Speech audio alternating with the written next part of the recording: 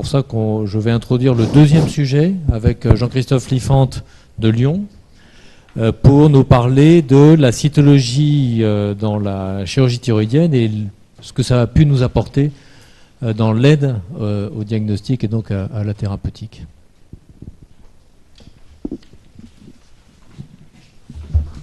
Monsieur le Président, Monsieur Ménégo, Mesdames, Messieurs, je vous remercie de m'avoir proposé de présenter ce travail. Et je crois que je vais commencer par une petite phrase en disant que lorsqu'on nous impose, ou même si c'est la recherche de haut niveau qui nous impose un outil diagnostique ou une société savante, la moindre des choses, et je pense qu'il est très important de l'évaluer dans la pratique courante et dans sa propre pratique.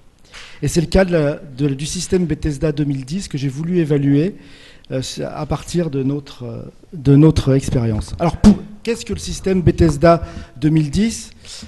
Avant 2007, il y a des critères cytologiques très rigoureux de bénignité dans la thyroïde, des critères de malignité très rigoureux, et puis entre les deux, on a une foule de critères très cytologistes dépendants. Chacun avec sa description, chacun avec son image, et chacun avec son interprétation. Son interprétation qui va influencer la pratique du chirurgien et des endocrinologues. En 2007, à Maryland, va se réunir au National Cancer Institute les cytologistes pour essayer de trouver, pour ces cas litigieux, des critères pouvant classer ces différentes cytologies. Ils vont analyser les images, répertorier et classer les termes pour que toutes les cytologies rendues aient les mêmes termes et la même interprétation. Et on va arriver à ce système donc de Bethesda où il y a six catégories qui vont décrire parfaitement et de manière unique les cytologies. Alors, ces critères ont été repris et recommandés par la Société française de cytologie, ce qui fait que la plupart des centres utilisent pour pratiquer leur chirurgie, pour poser les indications chirurgicales, ces critères cytologiques. Alors, si on regarde un petit peu plus près, lorsque vous avez un nodule thyroïdien que vous avez cytoponctionné, il y a moins de 15% des cas pour que la cytologie soit non interprétable, c'est ce qu'on appelle le Bethesda 1. Il y a 60% des cas pour que ce soit un nodule bénin, c'est ce qu'on appelle la classification Bethesda 2. Il y a moins de 7% des cas, mais c'est tout de même une catégorie importante puisqu'elle est difficile à interpréter, où ce sont des atypies cytologiques indéterminées. Il y a 6 à 11% des cas où vous pouvez tomber sur des formations folliculaires avec atypie ou oncocytaires, qui sont difficiles à diagnostiquer. Et puis vous avez entre 2 et 8% des cas où c'est plus facile, il y a une grande suspicion de malignité, et 5 à 8% des cas où on vous confirme, on vous affirme la malignité. Ce système Bethesda va plus loin. Il donne par catégorie un risque de malignité. Et vous voyez que pour les 3, 4, on est entre 5 et 15% et 15 à 30% de malignité. Si on analyse plus finement ce qui est dit dans le papier du système Bethesda, ils disent que quand vous avez des atypies avec des cellules oncocytaires, le risque de cancer peut aller jusqu'à 45% des cas. Ce qui est très bien et facilite l'utilisation de cette classification, mais qui est un petit peu intellectuellement embêtant, c'est qu'il y a des recommandations qui n'en sont pas vraiment, qui sont mises à côté de chaque classe. On nous dit de répéter dans certains cas la cytologie, dans d'autres cas d'opérer, et même comment opérer les patients. Et finalement, c'est ça qu'on a voulu évaluer, c'est cette classification Bethesda. Alors on a voulu l'évaluer à partir des patients opérés sur la base de leurs résultats cytologiques. On a comparé les résultats cytologiques à l'anatomopathologie définitive et on a comparé avec les données finalement du système de Bethesda. Entre novembre 2013 et octobre 2014, nous avions réalisé 810 thyroïdectomies. 307 patients avaient été opérés sur des résultats de cytologie, ce qui correspond à 360 nodules, avec une cytologie documentée selon le système Bethesda 2010. Nous avons réalisé 273 thyroïdectomies totales, 34 lobectomies et 38 curages. Lorsque l'on regarde les résultats sur le Bethesda 1 et le 2, le 1, donc cytologie interprétable pour manque de cellules finalement. 27 patients, 3,7% de cancer. Pour le Bethesda 2, lorsque la cytologie dit nodule bénin, 1,2% de cancer. Lorsque l'on regarde les classes 5 et 6, où le résultat est assez confortable, puisqu'on nous dit que c'est quasiment du cancer. Le Bethesda 5, 52 nodules étudiés, 71% de cancer. Le Bethesda 6, où l'on nous affirme le cancer, 94% de cancer. Finalement, les résultats les plus importants et les plus intéressants étaient les résultats pour les classes indéterminées, les classes à risque, où on ne sait finalement pas si on a raison d'opérer ou pas. Pour le Bethesda 3, donc atypie de signification indéterminée, 42 nodules, 16% de cancer. Pour le Bethesda 4, toutes catégories confondues, 12,3% de cancer. Et si l'on analyse les Bethesda 4 et on les sépare en Bethesda 4 non oncocytaires ou oncocytaires, on voit que pour les non oncocytaires, on a 23% de cancer, mais pour les oncocytaires, on est à 5,2% de cancer, soit le risque devant tout nodule qui est un cancer de la thyroïde. Alors, sur les 38 curages effectués, 18 étaient négatifs, 20 étaient positifs, donc montraient des métastases ganglionnaires de cancer. Et sur les 10 curages jugulo-carotidiens, 9 positifs et 1 négatif. Donc on a comparé nos résultats finalement au risque de malignité de la classification de Bethesda, et on voit que pour les Bethesda 1, le risque de malignité était entre 1 et 4%, et que nous, on est à 3,7%, donc conforme à cette classification. Pour les nodules bénins, entre 0 et 3% dans la classification de Bethesda, nous sommes à 1,2%, donc tout à fait conforme à cette classification. Pour les 5 et les 6, pour les 5, la classification de Bethesda dit un risque de malignité entre 60 et 75%, nous sommes à 71%. Et lorsque la cytologie affirme le cancer, la classification de Bethesda dit entre 97 et 99% de cancer, et nous sommes à 94%. Ce qui est un peu plus embêtant, c'est lorsqu'il y a des atypies indéterminées, on a 16,6%, ce qui correspond à peu près à la classification de Bethesda, mais c'est 16,6%. Ça veut dire que quasiment 85% de ces nodules ne sont pas des cancers.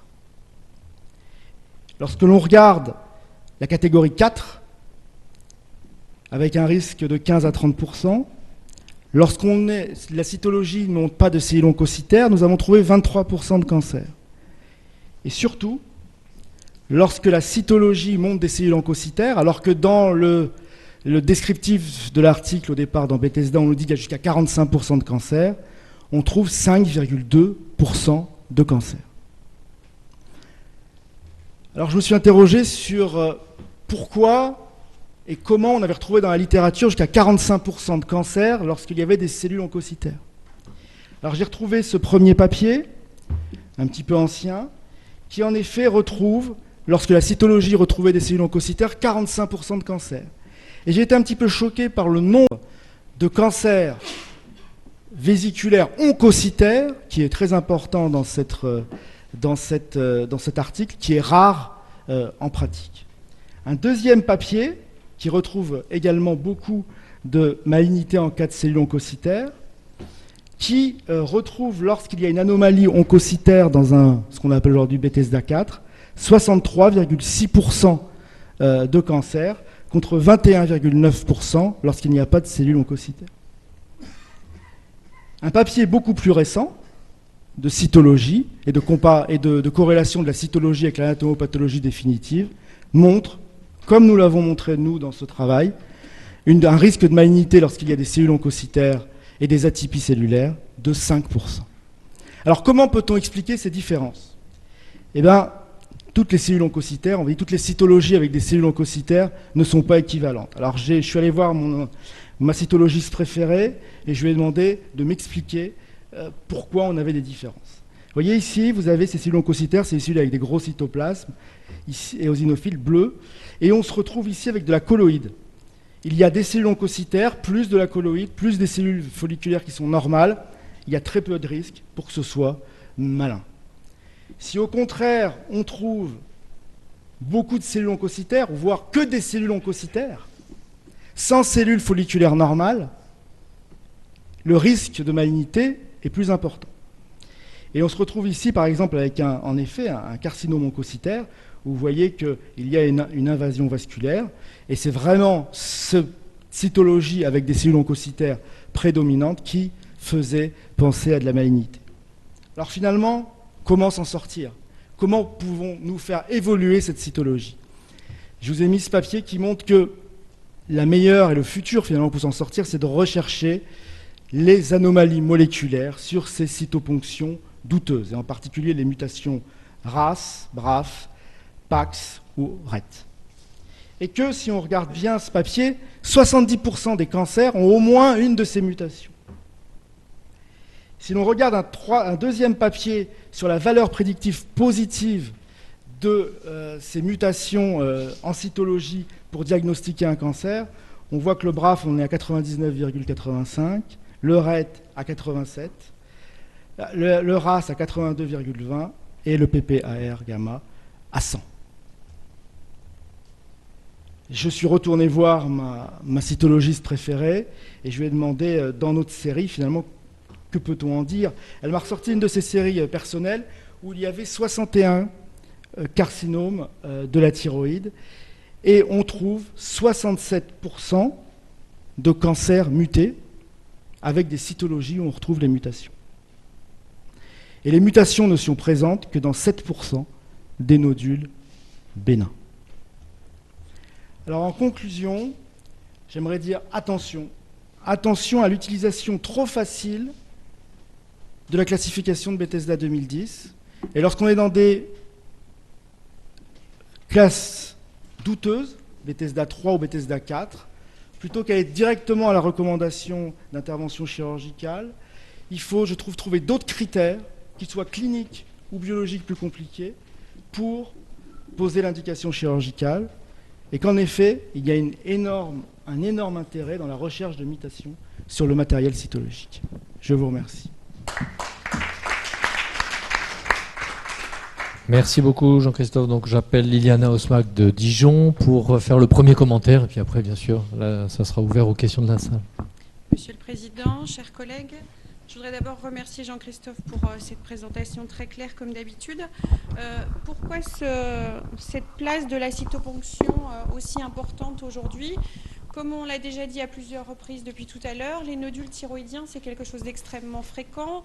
On estime globalement qu'on a maintenant par échographie, on trouve dans la population un pourcentage de nodules qui est égal à la décennie. Donc chez quelqu'un de 20 ans, on va trouver 20% de nodules, à 30 ans, 30%. Et donc vous voyez bien que ça augmente de manière exponentielle et qu'on arrive comme ça à 50 000 thyroïdectomies par an en France, avec quand même, entre guillemets, pas mal de thyroïdectomies inutiles ou en tout cas évitables. Le but, c'est toujours de dépister les cancers en dehors des indications pour les nodules toxiques ou sur les volumes compressifs. Notre préoccupation, c'est de dépister les cancers, mais de ne pas opérer des nodules bénins tout en ne ratant pas les cancers. Alors, qu'est-ce qu'on a comme outil ? Pendant longtemps, c'est basé sur la scintigraphie. Alors, cette scintigraphie, malheureusement, elle ne nous apportait pas beaucoup d'éléments. Le nodule était froid, mais il y avait un risque d'à peu près 10% qu'il soit malin, et on n'était pas bien plus avancé. On a cru que le PET scan nous apporterait des éléments plus importants, en se disant si ça fixe au PET scan, c'est un nodule malin. Finalement, on se rend compte qu'on a bon dans 50 à 60% des cas, et ce n'est pas parce que ça fixe que c'est un cancer. Et puis en plus, ce n'est pas un examen qu'on peut utiliser en routine.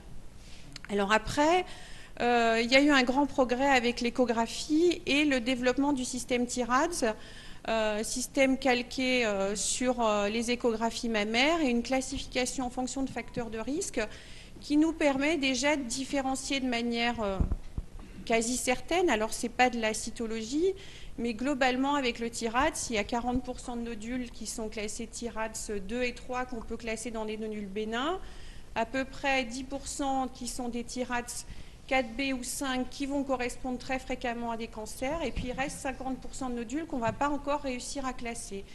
Et c'est dans ce groupe de nodules, 50%, ce qui est quand même une part très importante, que la cytoponction va trouver sa place. Et finalement, avec tout ce que nous a montré Jean-Christophe, avec cette cytoponction, on va réussir à classer correctement 70% des nodules thyroïdiens. Donc on est parti de 10% tout à l'heure avec la scintigraphie, et on arrive à 70% de nodules thyroïdiens bien classés. Alors l'outil n'est pas encore parfait, je te le concède, mais on a quand même nettement progressé et on limite les indications, comme ça, les indications inutiles. Alors reste effectivement le problème de ces Bethesda 3, où la recommandation est quand même de renouveler la cytoponction. Et je pense qu'il ne faut surtout pas se presser pour la renouveler. En matière de chirurgie thyroïdienne et de cancer papillaire, on est sur des cancers de bon pronostic, d'évolution lente, et on a le temps de refaire les cytoponctions.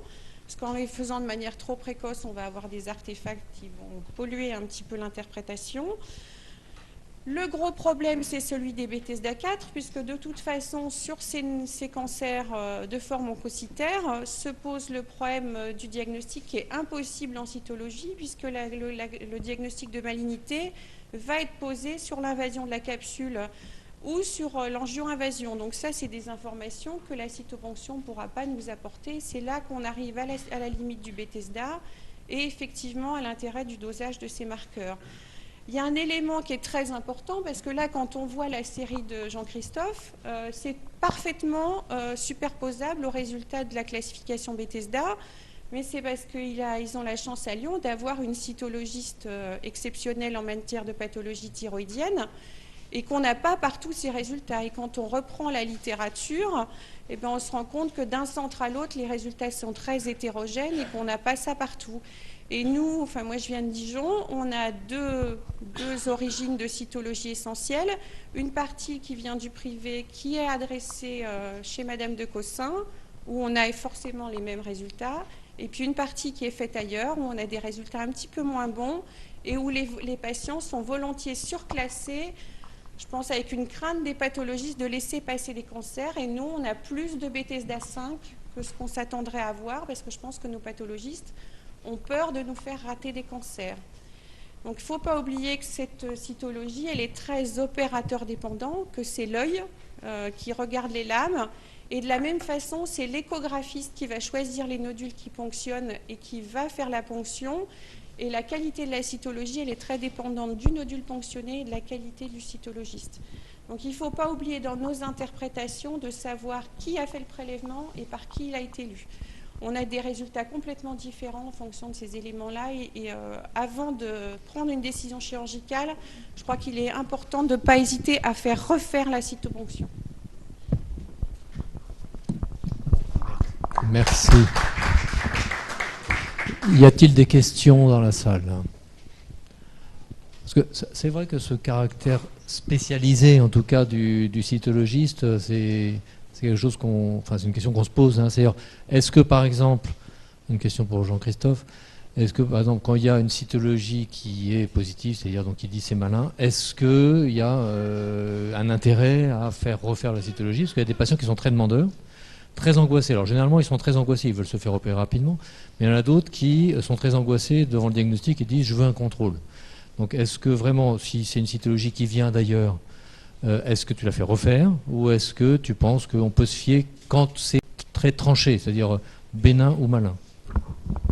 Quand c'est bénin ou malin, je pense qu'on ne doit pas se poser. Quand c'est bénin ou malin, je pense qu'on ne doit pas se poser de questions. Les critères sont très bien définis et que c'est pas forcément la peine de la faire refaire. Non, vraiment, ce que j'ai voulu montrer, j'ai peut-être mal expliqué, c'est un petit peu le côté pervers d'une classification comme ça. Pourquoi? Parce qu'auparavant, vous alliez, votre cytologiste allait vous dire oui, là, il y a des atypies, mais franchement, j'y crois pas. J'y crois pas pour des raisons et pour une habitude et pour une expérience qu'il a. Aujourd'hui, il est tenu de répondre avec une classe de Bethesda. Il a une image. il a une image. Même s'il pense que on va tomber sur quelque chose de malin, il est bien obligé de la classer Bethesda 4. Et une fois qu'il l'a placé Bethesda 4, l'étape tout de suite après, c'est d'aller sur la colonne recommandation.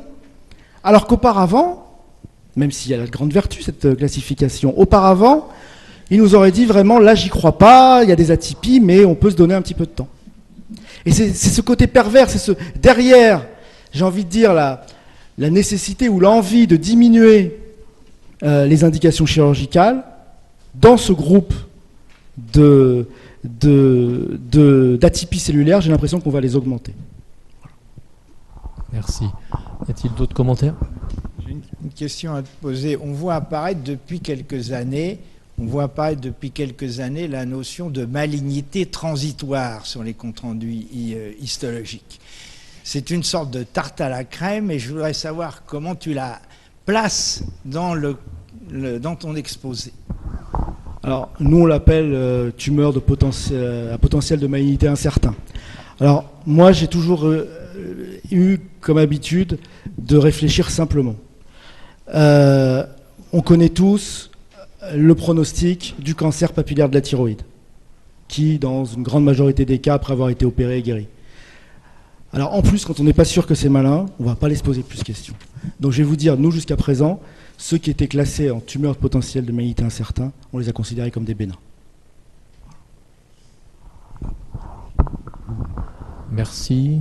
Est-il d'autres commentaires? Parce que ça a été une vraie révolution, en tout cas, la cytologie, notamment dans le discours qu'on a vis-à-vis des patients et vis-à-vis des correspondants. C'est-à-dire, ça a beaucoup simplifié le discours qu'on a avec les patients. C'est-à-dire, on a des pourcentages à leur mettre, et donc la discussion est beaucoup plus rapide.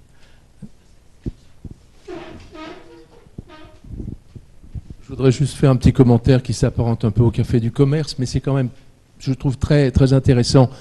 L'anatomopathologiste et le cytologiste, c'est souvent la même personne avec deux casquettes différentes.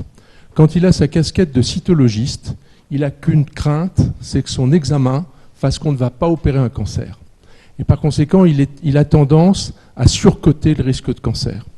Quand il prend sa casquette d'anatomopathologiste, et sans doute orienté par l'histoire du cancer du sein, il n'a qu'une crainte à ce moment-là, c'est de surcoter le risque de cancer. Et là, on a beaucoup de diagnostics, soit on demande des diagnostics différés, soit on dit c'est plutôt bénin, mais on ne va pas pousser dans le sens du cancer. Alors qu'en cytologie, on va incontestablement pousser dans le sens du cancer. Merci beaucoup. Donc on va passer à la communication suivante.